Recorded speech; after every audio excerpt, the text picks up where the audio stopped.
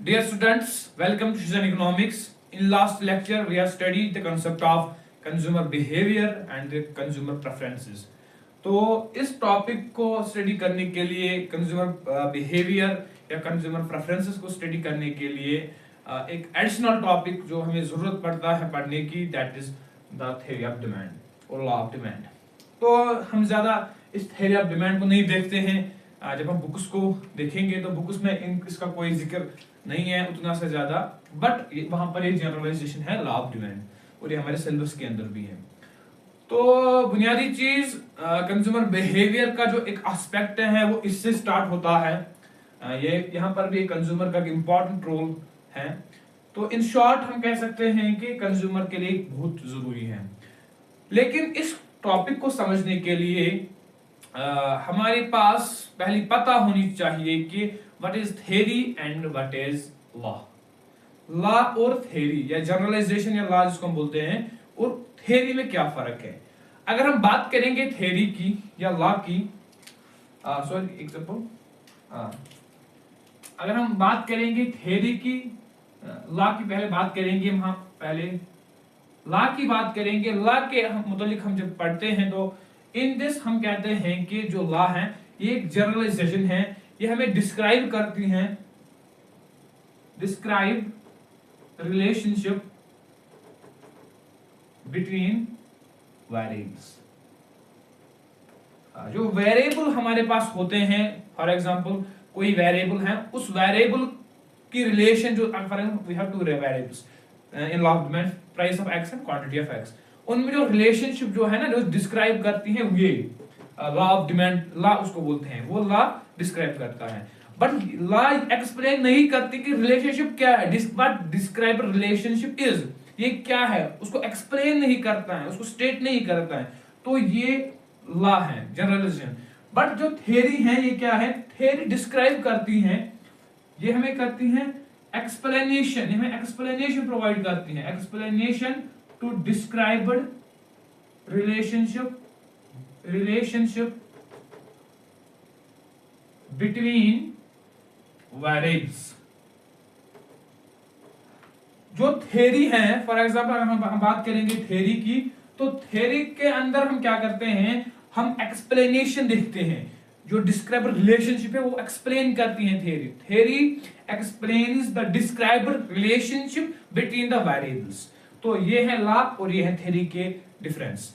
तो अब हमें क्या करना है, हम अपने टॉपिक पे आएंगे। हमारा टॉपिक जो है वो है लॉ ऑफ डिमांड सिलेबस में। मगर लॉ ऑफ डिमांड को समझने के लिए पहले थ्योरी ऑफ डिमांड हमें पता होनी चाहिए, और ये थ्योरी ऑफ डिमांड और लॉ ऑफ डिमांड बहुत हमें लॉ, हमने देखा कि लॉ और थ्योरी बहुत डिफरेंस है, वो एक्सप्लेन करती है, स्टेट रिलेशनशिप ये नहीं करता है, तो ये बहुत डिफरेंस है। तो यहां पर ये भी है कि the difference between theory of demand and difference between the law of demand is very very different, वो डिफरेंट है बहुत। तो पहले हम बात करेंगे theory of demand. Theory of demand क्या है?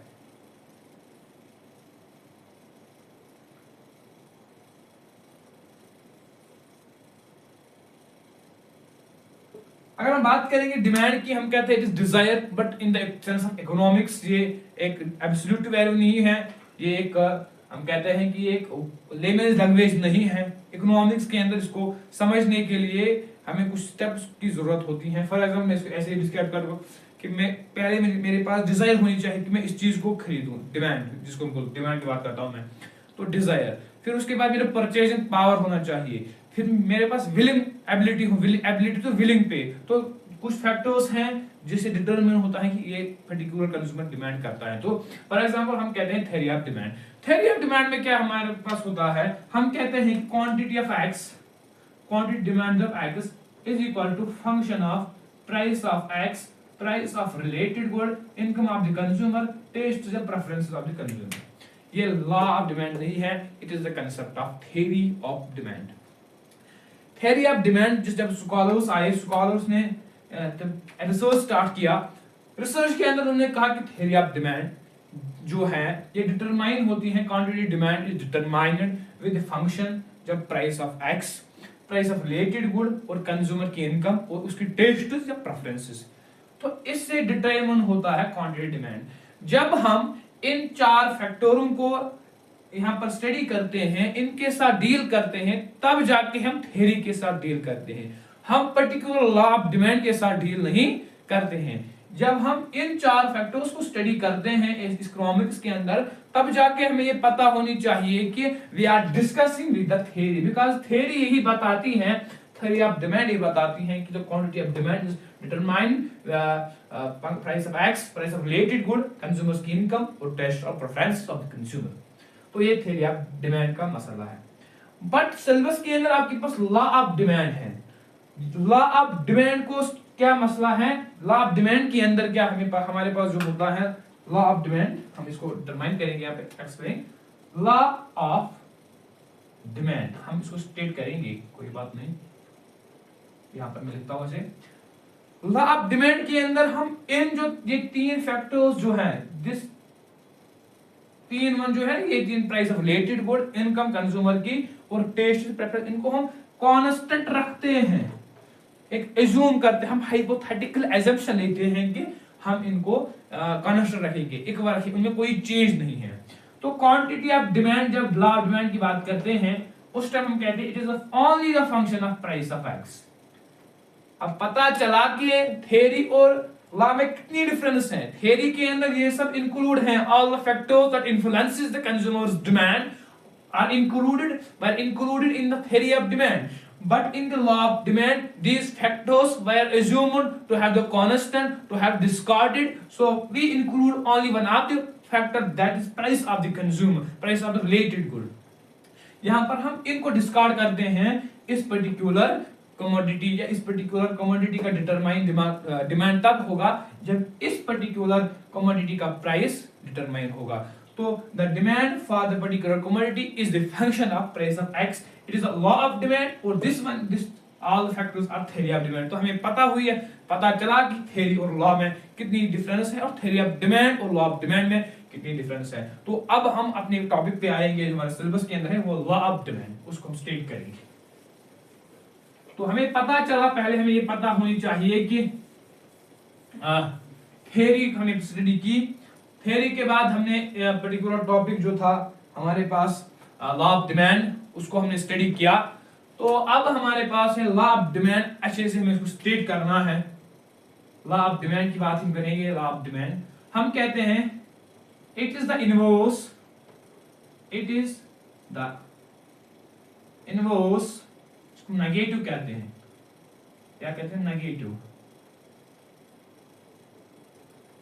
relationship, the negative relationship between quantity demand of x and price of x, ceteris paribus, ceteris paribus। हम कहते हैं हम पहले स्टडी करेंगे ceteris paribus को।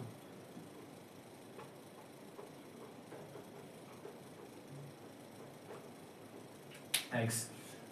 तो मैंने कहा पहले हम इट इज द इनवर्स, ये नेगेटिव रिलेशनशिप है। नेगेटिव के अंदर क्या है, it is the relation inverse या negative relationship between quantity of x और price of x, ceteris paribus। हमने ये स्टडी किया, लॉ ऑफ डिमांड में ये स्टेट करता है कि जब कमोडिटी के प्राइस और कमोडिटी का डिमांड, तब उसमें जो रिलेशनशिप है वो है नेगेटिव। उस नेगेटिव के लिए हम स्टडी उस नेगेटिव का कांसेप्ट हम पढ़ेंगे। लेकिन यहाँ पर मैंने लिखा है ceteris paribus क्या है। ceteris paribus इकोनॉमिक्स के अंदर असम्पशन है, जहां जो इकोनॉमिक्स के अंदर मेनली यूज की जाती हैं बहुत जगहों पे। तो हमने यहाँ पर इस ceteris paribus को क्या कहेंगे, हम इसको यहाँ पर एक्सप्लेन करेंगे थोड़े बहुत। तो यहाँ पर जो चार फैक्टर्स थ्योरी ऑफ डिमांड के अंदर हमने लिखे थे, price of related good, income consumer की और टेस्ट और प्रेफरेंसेस, हमने उनको कांस्टेंट किया। हमने कहा कि they are equal, they are stagnant. जब हमने ये कहा कि वो सेम है, उनमें कोई चेंज नहीं है, कोई तब्दीली नहीं है, उसको हम कहते हैं ceteris paribus। इसीलिए हम यहाँ करते हैं कि इनवर्स रिलेशनशिप है यहाँ पर, मगर ceteris paribus उनको हम डिस्कार्ड करते हैं, उनको हम याद नहीं रखते, इसलिए हम कहते हैं ceteris paribus। मैंने इसको ऑलरेडी डिस्कस किया है। तो ceteris paribus क्या होता है, तो ceteris paribus हमने कहा जब हमने इन जो बाकी फैक्टर्स, इन्फ्लुएंस फैक्टर्स, तो थ्योरी ऑफ डिमांड जो क्वांटिटी ऑफ डिटरमाइन डिमांड की क्वांटिटी डिमांड डिटरमाइन जैसे होगी, जिससे होगी, तो उन जो फैक्टर्स हैं उनको हमने डिस्कार्ड किया। उस डिस्कार्ड वो क्या कहा कि वो सेम है, उनमें कोई चेंज नहीं है, जब उनमें कोई तब्दीली नहीं है तो उस तब्दीली को हमने एज्यूम किया, हाइपोथेटिकल एज्यूम, उस असम्पशन को कहते हैं सेटेरस पैरिटस, सिंपल। तो inverse relationship between quantity of x और प्राइस ऑफ एक्स, ये क्या है? हम कहते हैं कि लॉ ऑफ डिमांड जब एल्फ्रेड मार्शल ने स्टेट किया, एल्फ्रेड मार्शल ने, तो उन्होंने बताया, स्कॉलर्स जो आए तो उन्होंने कहा कि ये नेगेटिव रिलेशनशिप है। फॉर एग्जांपल जब क्वांटिटी, जब प्राइस किसी कमोडिटी का इंक्रीज हुआ, फॉर एग्जांपल मैं टमाटो लेता हूं, टमाटो जब बाजार से मैं लेता हूं, खरीदता हूं, तो अगर उसका प्राइस इंक्रीज होता है तो मैं टमाटो को कम यूज करता हूं, कम कंज्यूम करता हूं, क्योंकि प्राइस जब उसका इंक्रीज हुआ तो मैंने कम वो बाय करने ली, मैंने उसको कम खरीदा। क्यों खरीदा? क्योंकि with the effect of price, मैंने जब price when the price increases the quantity demand for that particular commodity decrease. ये लॉ ऑफ डिमांड हमें बताता है, जब किसी पर्टिकुलर कमोडिटी का प्राइस इंक्रीज होता है तो उस पर्टिकुलर कमोडिटी की डिमांड कम होती है। ये लॉ ऑफ डिमांड हमें बताता है, generalization of law of demand. For example हम कहते हैं कि मार्कर है, जब इस मार्कर का प्राइस ज्यादा होगा, लोग इस मार्कर को नहीं खरीदेंगे उतना जितना पहले खरीदते होंगे। तो अगर हम बात करेंगे तो कोई कहता है कि नहीं, मार्केट में तो ये खरीदते हैं, तो अगर इसका प्राइस 20 से 40 30 तो ये इंपॉर्टेंट है, तो वो अलग फैक्टर्स हैं जो इन्फ्लुएंस कर एक्सेप्शंस लॉ ऑफ डिमांड, वो आगे हम स्टडी करेंगे। बट जनरलाइजेशन के अंदर जब एज्यूम, हाइपोथेटिकल एज्यूम लेते हैं, तो यहाँ पर थोड़ी बहुत हमारे पास ये पता होनी चाहिए कि what is law of demand. तो आगे उसका कांसेप्ट भी है कि एक्सेप्शंस लॉ ऑफ डिमांड। तो हमने कहा कि it is inverse relation between price of X, quantity of x. जब प्राइस किसी कमोडिटी का इंक्रीज होगा तो लोग उस पर्टिकुलर कमोडिटी का डिमांड नहीं करेंगे, ज्यादा डिमांड नहीं करेंगे। तो it is the concept of law of demand, inverse relation. For example के प्राइस, जब प्राइस ऑफ टमाटो हम कहते हैं जब इंक्रीज होगा तो क्वांटिटी डिमांडेड ऑफ टमाटो क्या होगी? डिक्रीज। ये law of demand inverse relationship है। When the price of commodity acts when the price of any commodity increases, the price for example, when the price of a particular commodity increases, the demand for that commodity decreases. When the price of commodity decreases, the commodity demanded increases. commodity का demand increase होगा। ये negative relationship है। यहाँ पर positive, यहाँ पर अगर increase होता है, यहाँ पर डिक्रीज, तो इनवर्स है ना, इसी को हम कहते हैं लॉ ऑफ डिमांड। तो ये कि आपको समझना हो है कि लॉ ऑफ डिमांड क्या है, आगे हम इसको पढ़ेंगे, आगे हमें जरूरत लगेगा, इसलिए हमने इसको कंज्यूमर के हिस्से में लिया है। तो हमने इस टॉपिक में स्टडी मेन जो हमें याद रखना है वो है law of demand. Law of demand हमें ये कहता है कि जब किसी पर्टिकुलर कमोडिटी का प्राइस इंक्रीज होगा तो लोग उस पर्टिकुलर कमोडिटी का डिमांड ज्यादा नहीं करेंगे। यही है इनवर्स रिलेशनशिप है, नेगेटिव रिलेशनशिप है। और ये हमारी इसकी इक्वेशन है, quantity demand is a function of price of X. Price of x से ही डिटरमाइन होती है क्वांटिटी ऑफ एक्स। तो जो बाकी फैक्टर्स हैं उनको हमने डिसरिगार्ड किया है, इनकम, कंज्यूमर, तो उनको हम आगे जाके स्टडी करेंगे, हम उनको क्या करते हैं क्या नहीं करते हैं, एक्सेप्शंस लॉ ऑफ डिमांड भी हमें पढ़ने हैं। तो it is the whole concept of this law of demand. Theory of demand क्या है, थ्योरी और लॉ, तो ये बेसिक्स था इकोनॉमिक्स के अंदर। तो इन दिस लेक्चर होप कि in this lecture you understand this particular aspect that मैंने यहाँ पर स्टडी किया है, हमने स्टडी किया यहाँ पे। तो it is a law of demand and theory of demand। law of demand क्या है ये हमने डिस्कस किया कि hope you understand this lecture। if any inquiry तो कमेंट कर सकते हो आप। तो do not forget to subscribe my YouTube channel Season Economics। Thank you very much।